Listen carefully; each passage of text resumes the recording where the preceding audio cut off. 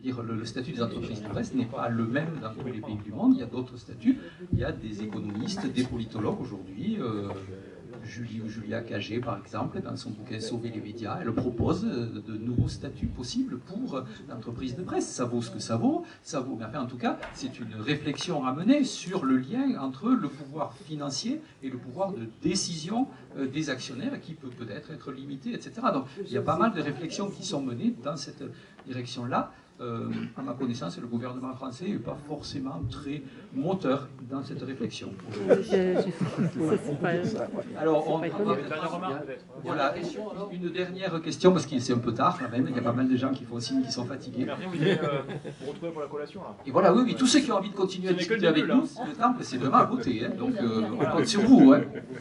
On a pris de quoi manger, de quoi boire, donc on a envie de continuer à discuter avec vous. Oui. Oui, je voudrais revenir un peu au Kurdistan. Oui. La plupart des personnes interviewées se définissent soit par leur langue, et essentiellement par leur religion. Une seule personne évoque l'athéisme.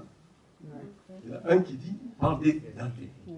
Alors, je voudrais savoir si, dans ce Kurdistan irakien, relativement autonome, est-ce que ce phénomène de l'athéisme est important? Peut-on se revendiquer agnostique ou athée?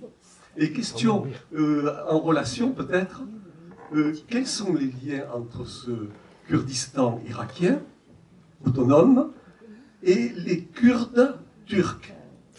Et un parti comme le PKK, qui je pense ne se définit pas essentiellement par sa religion, mais par d'autres critères.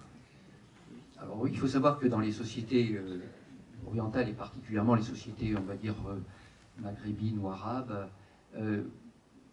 c'est inconcevable d'être un croyant publiquement.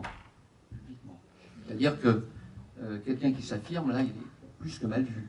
Parfois, il peut aller aussi en tôle. Donc là, je pense qu'effectivement, ce jeune-là se disait même à la limite, c'est un jeune musulman qui dit « moi, je suis un croyant ». Donc, il l'assumait, et c'est bien qu'il puisse l'assumer publiquement. C'est très rare qu'effectivement, on puisse le dire publiquement. Après, est-ce que ça existe? Sûrement.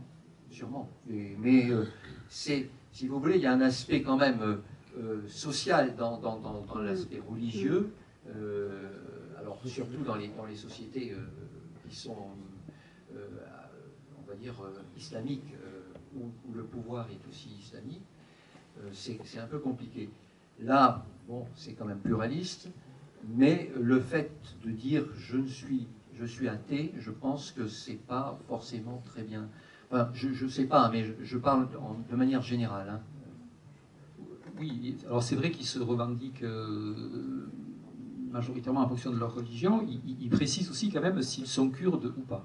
Les Arabes ne disent pas qu'ils sont arabes, mais par contre, parce qu'ils sont majoritaires dans le pays, et donc ça peut avoir un caractère d'évidence. En revanche, les Kurdes revendiquent systématiquement leur kurdité. Alors le lien, de fait, ce sont quand même des populations donc, qui n'ont pas d'État, mais qui, ça correspond à une grande zone géographique.